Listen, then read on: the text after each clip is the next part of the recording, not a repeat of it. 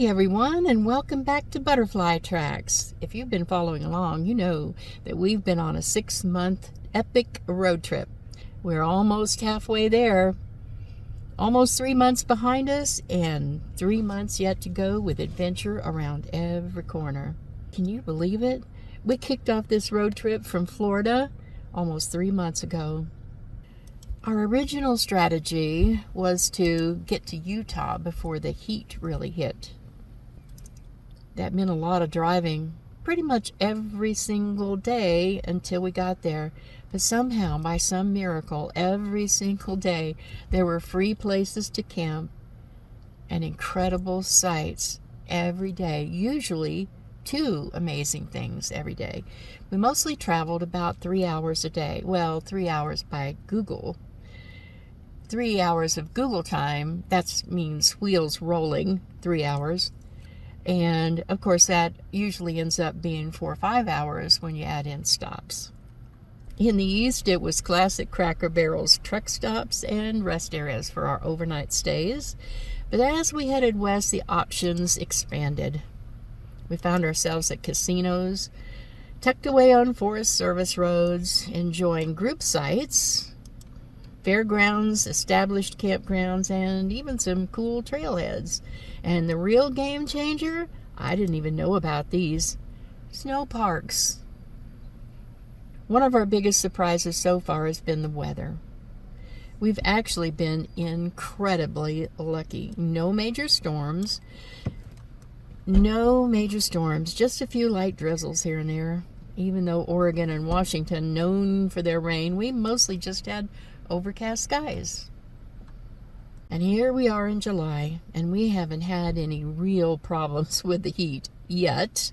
Believe me, every day was filled with the most amazing sights and adventures. One day, the highest temperature I saw during that day's driving was 103 degrees.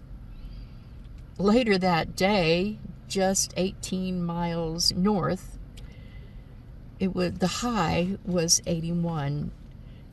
Nice dry air, cool breeze. Difference between that and 103 was elevation. We were at a snow park that night, and the next morning all of us had on sweaters. That was a great find. Amazing. We did it though. Our latest adventure had us heading toward Glacier National Park, and that's where we hit a snag. 2 of our vans were longer than 20 feet. And that's a problem in Glacier National Park. A scenic route through the park called Going to the Sun did not allow vans over 20 feet. That meant that they could take the shuttle and see Glacier National Park, but then they'd have to end up back on the west side of Glacier, and we were going to the east, so they were stuck there. Either way, they'd have to go around Glacier, which meant taking a southern route around Glacier National Park. So those 2, Sky and Debbie, were headed for Missoula, Montana, to meet up with June, who had packages to be delivered there. Then Violet had car problems, transmission actually, and she needed to take care of that. So I stayed back with her also to get maintenance on my van. I had a problem before in the mountains last year, had to be towed because of brake issues. And thinking about what might have happened was pretty scary. So I decided to go ahead and get maintenance on my van, oil change, tire rotation, and a good safety check at a dealership. So since there wasn't one in Coeur d'Alene, Idaho, I went on to Missoula, where I had everything taken care of. So we made a plan. The 6 of us, including Sky, Debbie, and June, went south to Missoula. And the other 6 drove through the breathtaking beauty of the Glacier National Park. It was so much fun with a group that big, but honestly, I wouldn't recommend a group that big for a caravan. It's a lot to coordinate. Most of the women didn't plan on being gone for the full 6 months right from the beginning. Some left for family obligations, work, or just life calling them home. That's great. Everybody should do their own thing. Travel fast, travel slow, whatever's your style. So now we are a much more manageable dozen women. Still a pretty big group to find free places for overnight, but I think it's just right for the next leg of the journey.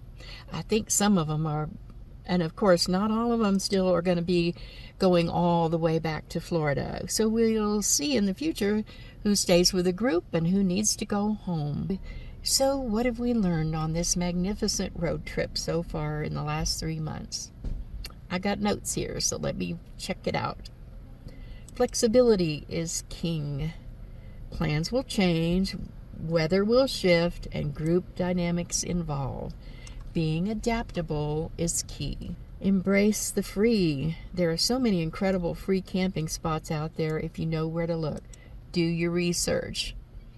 I was pretty good at it from the beginning, and I've learned more, and I think everybody else on the trip has learned too. Group size matters. While big groups are so much fun, smaller ones are definitely easier to manage for finding spots and staying cohesive.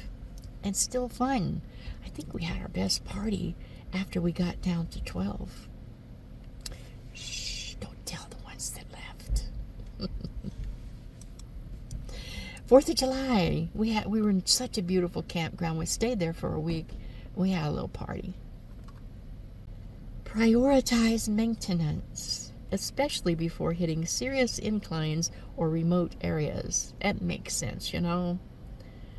A quick checkup can save you major headaches, mechanically and safety-wise, so keep up with your maintenance. Actually, of course, you should do that before you even head out on a trip. But a trip as long as ours, many thousands of miles, you're going to have to do some maintenance in between times, especially oil change and tire rotation and safety check. Our adventure continues as we head into the upper Midwest. We've got more national parks, more hidden gems, and no doubt more adventures and a few troubles to tackle before we make it back to Florida. We're ready now. We're experienced. We're mature women with experience. I'd love to hear from you. What are your biggest challenges or dreams for van life? What's your style of van life? Have you ever traveled in a caravan, or would you like to? Let me know in the comments below. If you've enjoyed this update, please give the video a thumbs up. Subscribe for more van life adventures and hit that notification bell so you don't miss our next update. Have you ever noticed I don't really do that very often? I don't usually ask for subscribers, and the channel has really grown amazingly. But only a tiny percentage of the people who watch the channel are actually subscribed. Until next time, stay safe, stay adventurous, and we'll see you down the road. Thanks for riding along with us. We'll see you next time.